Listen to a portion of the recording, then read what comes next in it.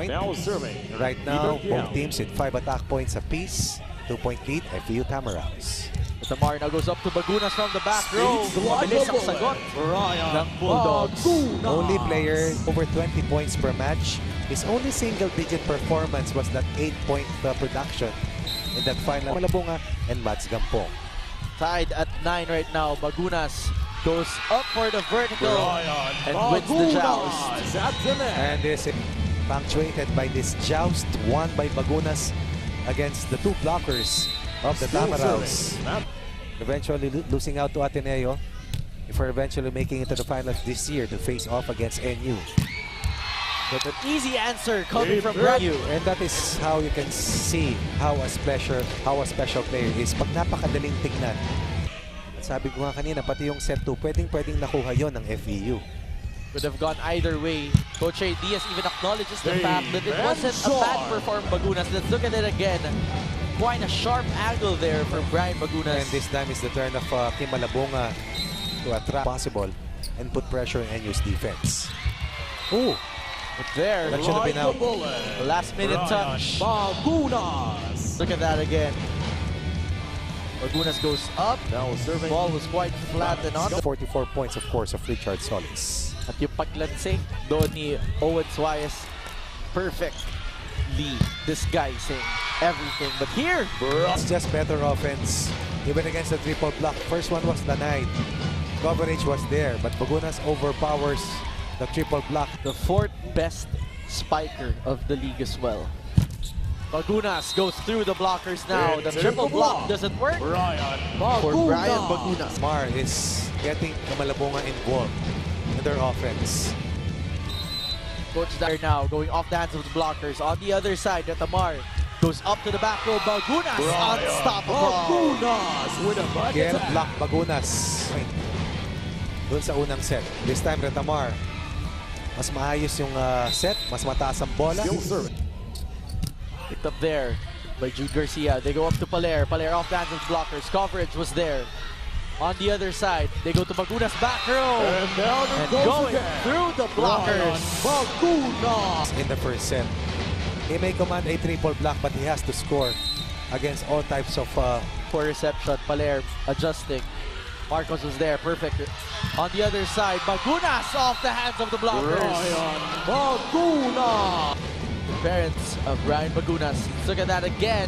at ang mga pinagmamalaki ng Balayan Batangas. Lorenzo was there. They go up. Back row Garcia with the help of the net. On the other side, Bagunas triple block. And when in doubt, check it out. Bagunas. FEU's defense was there. But right now, Bagunas is better even against the triple block. Over 300 points. That drop ball Good from pancake by Marcos. And then the transition Bryan offense. Bagunas. Once again anchored by Bryan Bagunas is playing within rhythm.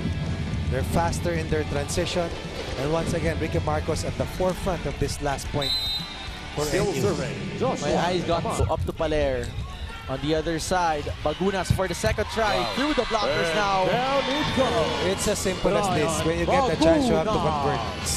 Subdivision Kept that ball alive on that excellent dig against Sara. Bagunas, but against the MVP, you don't get a second chance. And Bagunas lifts NU to a 2-point cushion late here in the third set, and that in this 2-point lead late here in the third set. We now go up to Bagunas who gets a last-minute touch from Richard Solis. Bagunas 8 points against Adamson in that Final 4 win. Buti doon na nangyari yun. Up to Kiel, denied there. Great reaction coverage on the side of FEU, but Bagunas will hammer it through and get the point back to NU. Before the blockers were established, quick to snap his wrist. Bagunas Natividad will adjust.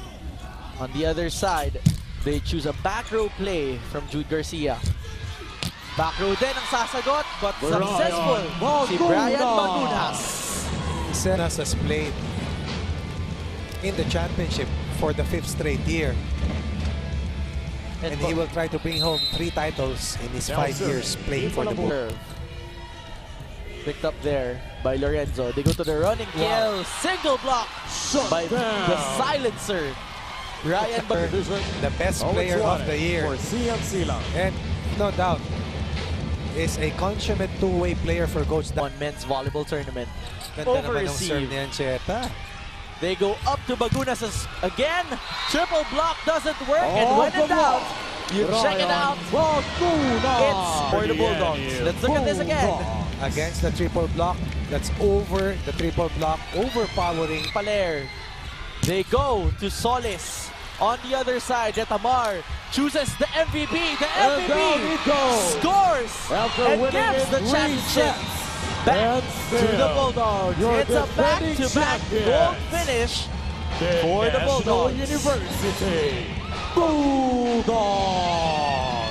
And the celebration on the side of NU, the blue shirts just chanting their way up for celebration. But on the other side of the court, FEU continues to be calm and collected.